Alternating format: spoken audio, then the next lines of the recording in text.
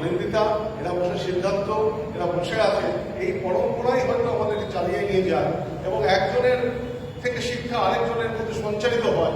কয়েকদিন আগে মেদিনীপুর কলেজে একটি অনুষ্ঠানে ওনারা বসে আছে, অত্যন্ত কষ্ট করে আমাকে আসতে হয়েছিল, কিন্তু এসে আমি খুব আনন্দ পেয়েছিলাম। কিনে দেখা এই অনুষ্ঠানগুলো নতুন করে আমাদের আজকে যে আমাদের চারদিকের একটা বাতাবরণ বৈশ্বিকতা বিভিন্ন ক্ষেত্রে আমাদের মধ্যে একটা মানসিক চাপের সৃষ্টি করছে, দ্বন্দ্বের সৃষ্টি করছে, তার থেকে বেরিয়ে আসা নতুন করে উপকরণ যোগাচ্ছে।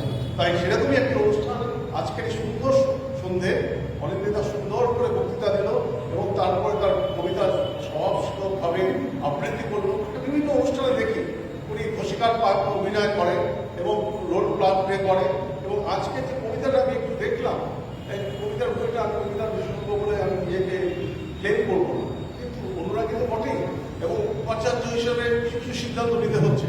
কয়েকদিনের মধ্যে আমি আমার নিজের উদ্যোগে একটা সিদ্ধান্ত নিয়েছি, অনেক কবি ছড়িয়ে ছিটিয়ে আছে, সবাইকে তো আমি সাহায্য করতে পারি না, কিন্তু আমি একটা সিদ্ধান্ত নিয়েছিলাম যে আমাদের বিশ্ববিদ্যালয়ের সাথে যারা যুক্ত সে ছাত্ররা অধ্যাপক, আধিকারিক, শিক্ষাকর্মী বা প্রাক্তনী, আর তার সাথে যারা আমার বন্ধু বান্ধব আছে বিভিন্ন জায়গায়, জয়ন্ত দাস, সিদ্ধান্ত যারা আছে, এদের মতো যারা আছে তাদেরকে নিয়ে আমরা একটা কবিতার বই প্রকাশিত এবং অল্প কয়েকদিনের মধ্যে কবিতা বই প্রকাশিত হবে।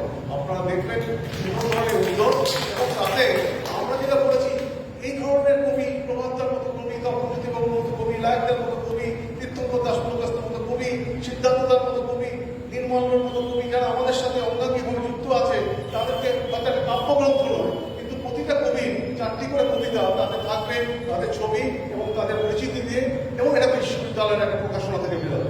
এবং আমাকে আজকেই ওই যে এডিটার একজন আছেন সম্পাদক ইয়াসিন আমাকে বললো, স্যার মুখবন্ধটা আপনি রেখে দেবেন, অল্প দিনের মধ্যে বেরোবে। এই যে উদ্যোগ, এই সংস্কৃতি, এই বাতাবরণ, এটাকে তো আমাদের বজায় রাখতেই হবে এবং এই বাতাবরণেরই একটা জিনিস হচ্ছে আজকে সৃষ্টিশীলতা। অনিন্দিতা সেটা প্রকাশ করলো। যেটুকু দেখতে পেলাম কবি অনেক কিছু দাবি করে, কবি তার প্রেমের একটা পর্যায়কে অনুভূতির মাধ্যমে তুলে ধরে, প্রকৃতির বিভিন্ন বিন্যাস সেটাকে পরিস্ফুট করে, কবি প্রতিবাদের ভাষাকে কবিতার মাধ্যমে রূপ দেয়, কবিতার নিঃসঙ্গতা, নির্জনতা, একাকিত্বতাকে তার নিজের মতো করে ব্যক্ত করে, আর আমরা যারা পাঠক আমরা তাদের মতো করে সেগুলোকে অনুশীলন করি, আমরা তাদের মতো করে বুঝে নিই।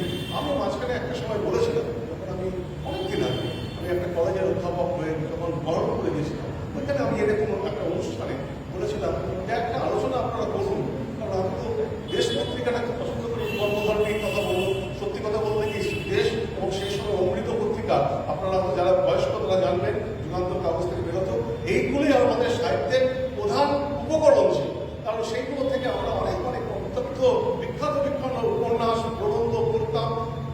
বিষয়টা বড় কথা না, প্রাণীবিদ্যা বা উদ্ভিদবিদ্যা বা কেমিস্ট্রি না ফিজিক্স কি, এইটুকু বুঝতে পেরেছিলাম কবিতা যেন সবকিছু অতিক্রম করে একটা অন্যতম একটা আঙ্গিক তৈরি করে।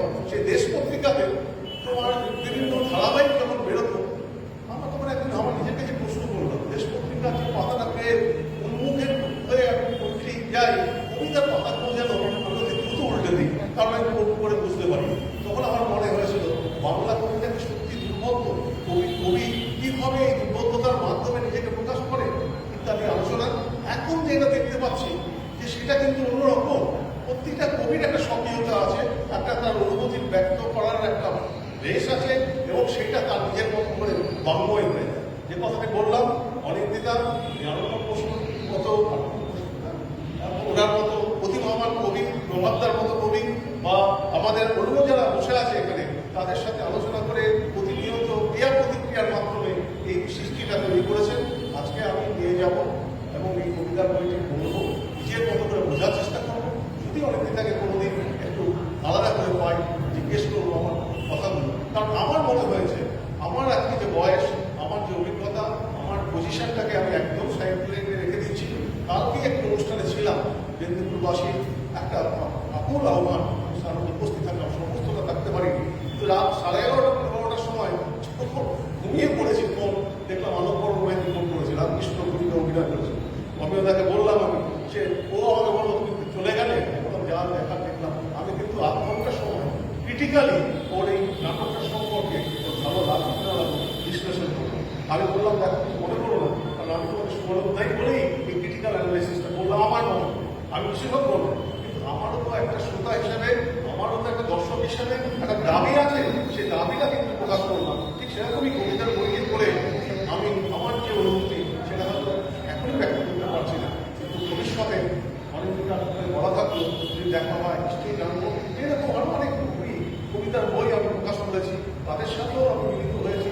আমি একটা জিনিস বুঝতে পারছি, এই সময়ের মধ্যে